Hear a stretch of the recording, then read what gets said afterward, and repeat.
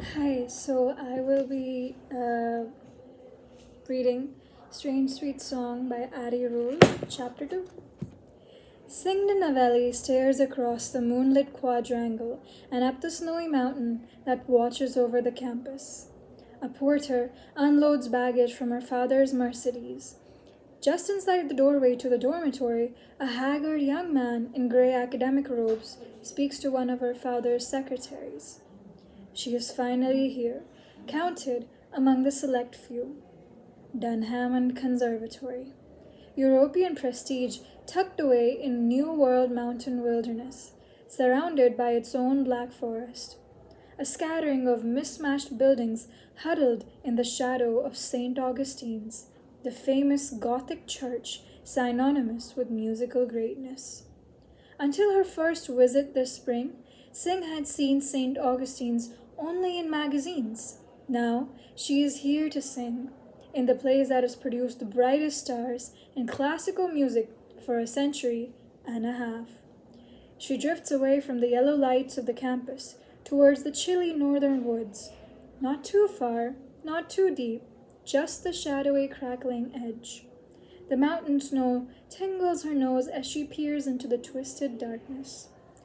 Quando se trover dans la forêt sombre. She finds herself humming an all too familiar aria. When he finds himself in the darkness. When she was little, music was her nanny when her parents were gone, which was most of the time. Sure, various starched, soap-smelling women bustled around, but it was music that raised her, folding around her like a blanket, fuzzy or spiky, or cold or sweet and warm. It sparked her, calmed her, made her want to get off the velvety floor and look out the window. Singh Navelli is more music than words inside. Chatter from the campus drowns out the song in her mind. People are taking care of her registration, checking in, all those little details that she never has to worry about. Then it will be official. No more mediocre high school ensembles. She will spend the last of her teen years with her peers, those young musicians destined to attend the best universities and build careers like fireworks, explosive and brilliant. She is finally going to sing for real. How can something so wonderful fill her with dread? It would be better if Zin were here. Zin, Singh's first almost best friend, who loves the violin almost as much as the soap opera world of classical music. She looked out for Singh at Stonehill Youth Music Retreat this past summer. Can it have been only a few weeks ago? They even got to do the opera together, Osiris and Seth. Singh loved the elaborate set with the big lotus pillars. Zin loved the battle scene with all the shirtless baritones. If Zin were here, she would tell Singh what she can't quite tell herself. You are good enough. You belong at Dunhammond Conservatory. You deserve this. The voice in Singh's head won't say those things. It says, not yet. Something is missing. But it offers no insight when she tries every day at the piano to perfect her imperfect voice.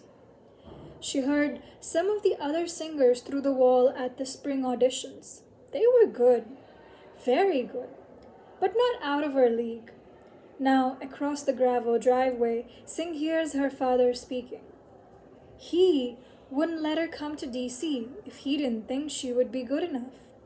It's just that in her family, good enough means the best.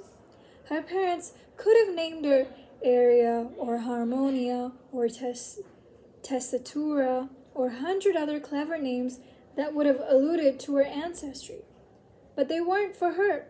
These names that roll or sparkle or play or simply proclaim, I am normal. No, it was Singh, a name and a command. Singh, must you wander off? It's time to go in. Her father is suddenly there, speaking in that calm, unwavering voice, more used to command than leisure. Instead of his native Italian, he speaks to her in English, her language, her mother's language. You must get to bed as soon as possible, but do not sleep too long tomorrow. When is your placement audition? It is a quiz.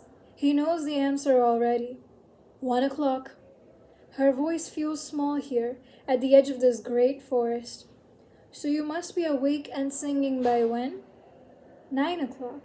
Exactly. Eat a good breakfast, go over your piece tonight, but don't overdo it. It is there, eh? He taps her head lightly. You know it very well. I've heard you sing this vocalize 100 times, eh?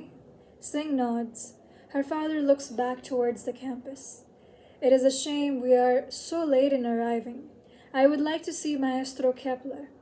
I so much enjoyed his interpretation of the Little Night Music last spring.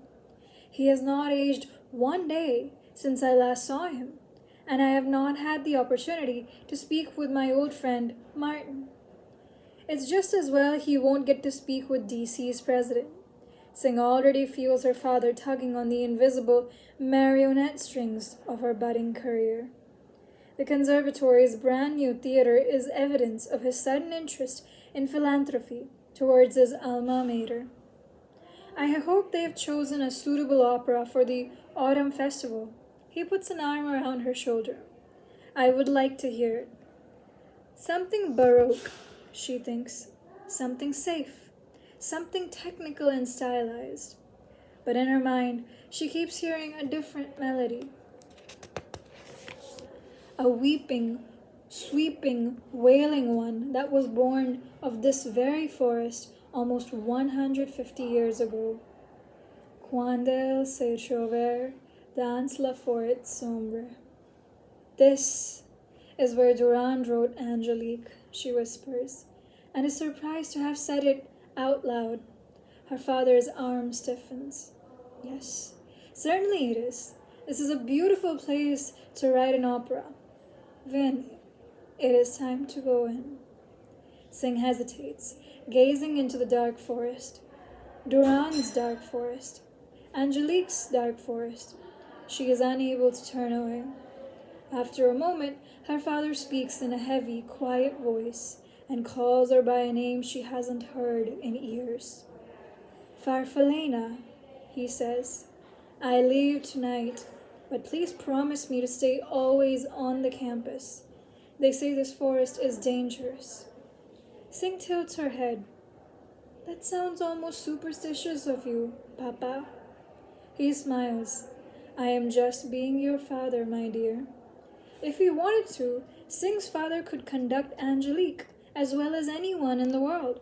But Singh couldn't imagine him doing something as impractical as wandering around the very forest that inspired it. Her mother, perhaps. But she didn't attend Dunhammond Conservatory and would never see it now. Who knows if she would have answered the forest's call, or if she would have even heard it. She shrugs. I'm not afraid of ghosts. Her father continues to smile, but his eyes are grave. That is good to hear. That's all. Thank you.